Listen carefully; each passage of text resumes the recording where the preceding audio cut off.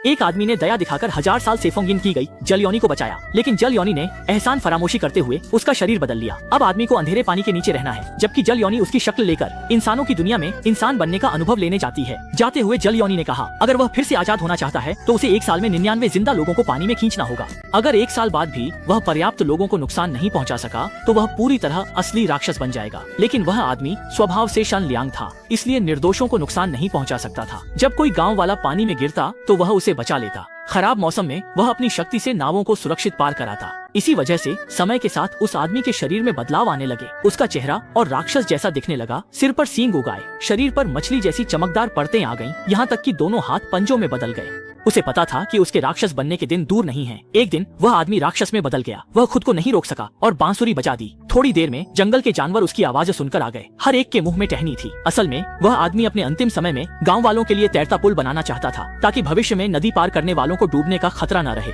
लेकिन इस अच्छे काम के लिए उसे धन्यवाद देने के बजाय गाँव वालों ने उस पर शक किया। जानवरों की मदद से तैरता पुल एक रात में बन गया। आदमी ने एक स्लाइडिंग केबल भी लगाई, जिससे लोग, जानवर और सामान आसानी से नदी पार कर सके। अगली सुबह जब गाँव वाले वहाँ से गुजरे तो उन्होंने अचानक बने तैरते पुल को देखकर हैरानी जताई। कुछ लोगों ने सोचा कि शायद किसी देवता ने मदद की है, लेकिन एक बुजुर्ग गंभीर स्वर में बोले कि उन्होंने पिछली रात अपनी आंखों से कई जानवरों को किनारे पर इकट्ठा होते देखा था। उनका मानना था कि यह बात कुछ संदिग्ध है, जरूर पानी के नीचे किसी राक्षस ने डरावना जाल बिछाया है। ये सुनकर सभी लोग सहमत हो गए और उन्हें प्राचीन समय से चली आ रही जल राक्षसों की कहानियां याद आ गईं। उन्होंने तय किया कि वे इस धोखे में नहीं आएंगे। इसलिए बुजुर्ग के नेतृत्व में उन्होंने मिलकर उस तैरती हुई पुलिया को काटकर नष्ट कर दिया, जिसे बनाने में उस आदमी ने अपनी सारी जादुई शक्ति लगा दी थी। कुछ ही समय बाद जल राक्षस उस आदमी से मिलने आया। असल में वह इंसान बनने से ऊब चुका था और जब उसने इंसानों के दुष्ट मन को देख लिया तो वह बस अपनी असली रूप में लौटना चाहता था और उन सभी लोगों को पानी में खींच लेना चाहता था जिन्होंने उसे सताया था।